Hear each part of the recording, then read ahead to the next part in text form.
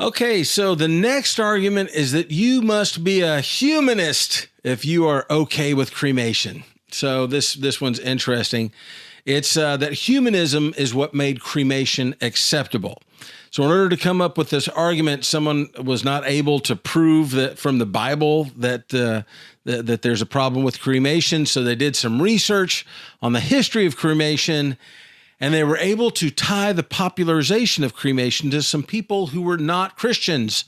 So their conclusion is this: if you're okay with cremating somebody, then you must endorse those non-Christians that made it popular, and you must be a non-Christian too.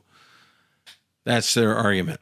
And they'll point out that the modern acceptance of cremation is a direct result of humanism. They'll say that for over 1,000 years, cremation was almost unheard of in Europe, and it only became popular again when humanism, or the rejection of God and the glorification of human intellect, came into acceptance by the world today. And so with that argument, they will say that if you accept cremation, then basically you're accepting humanism. So let's be clear about this allegation. If you accept cremation as an option, then you are also accepting a humanist approach to life. And you must be anti-God, anti-Jesus, anti-New Testament, anti-Bible, anti-Christian, and you are even anti-Christ.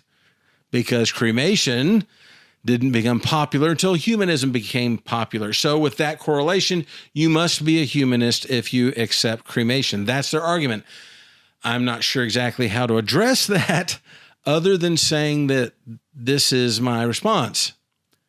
It's true. It is absolutely true that burial was far and wide the accepted form of disposal of a dead body for a millennium or more. That's a fact. I'm not arguing that at all, but that doesn't mean that an alternative way of disposing of the dead is sinful. It certainly doesn't mean that it's unacceptable.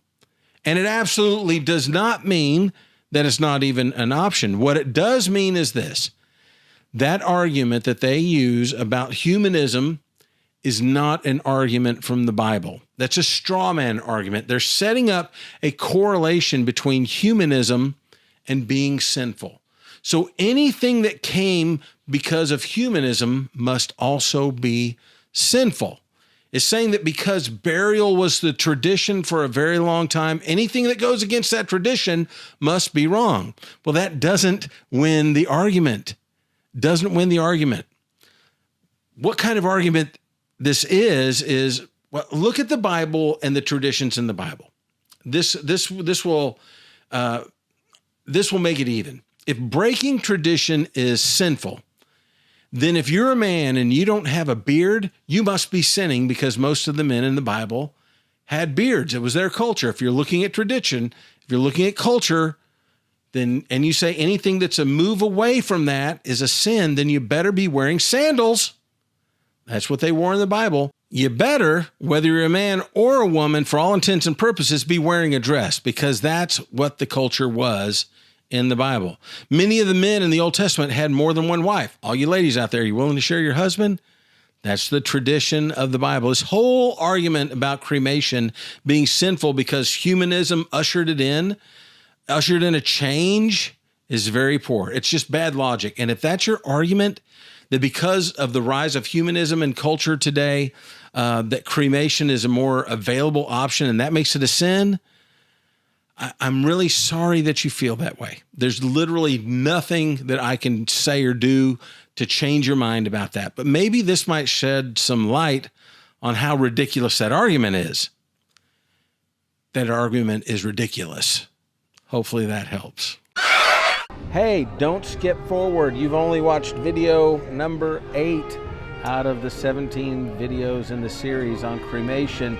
Go on ahead, go to the end of this video. I have a link so that you can watch the other 16 videos one at a time. You can also watch them at about 3 or 4 at a time. I have them grouped together, or you can watch them in one sitting in an hour-long video. I am sure grateful that you watched all the way to the end. I hope you will like, subscribe, comment. My name's Bob Balch with the That's Jesus channel. I hope you have a great day. Be blessed.